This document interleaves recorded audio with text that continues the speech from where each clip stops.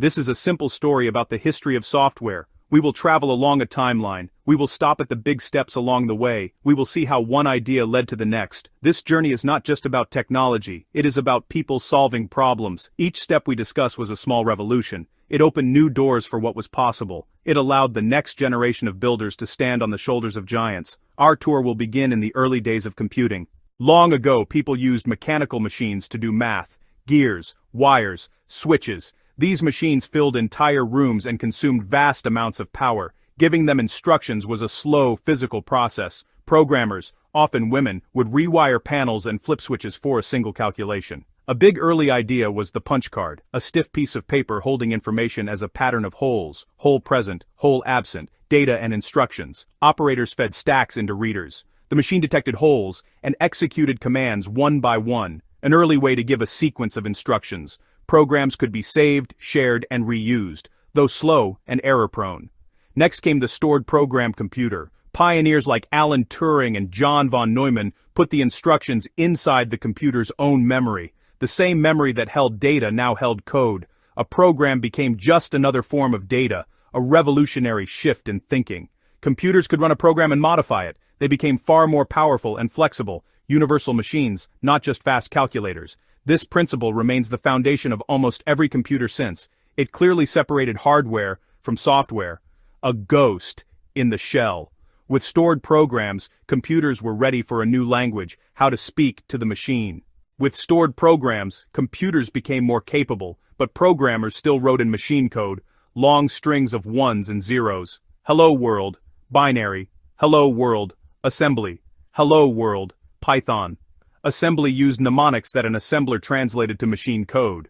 Easier, but still low-level and tied to registers and addresses.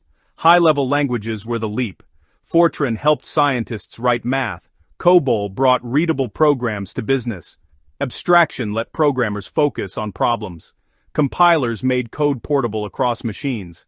This shift turned software development into a true engineering discipline. As programs grew, another layer became essential, the operating system. From raw bits to human-like code, abstraction kept climbing. Early computers ran one program at a time. The CPU often sat idle waiting for slow I/O. The solution was the operating system, a manager for CPU, memory, storage, and devices providing a stable platform for applications. Multitasking rapidly switched the CPU among programs, making work feel simultaneous and boosting efficiency.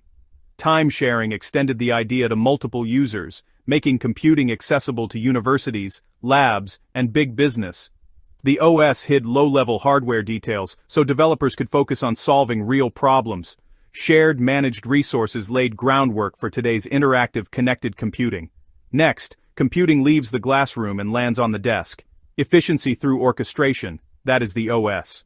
In the 1970s and 1980s, the microprocessor shrank the computer onto a chip. Computers became affordable for desks at offices and homes, the personal computer. A massive market needed software. VisiCalc and word processors turned PCs into serious tools. No mainframe required. Small teams, even one person, could build, test, and distribute software. The GUI introduced pictures, icons, windows, and a mouse. Point and click made computing intuitive and personal. Games, databases, drawing tools, and classroom software became commonplace. The relationship between people and software grew direct, personal, and empowering.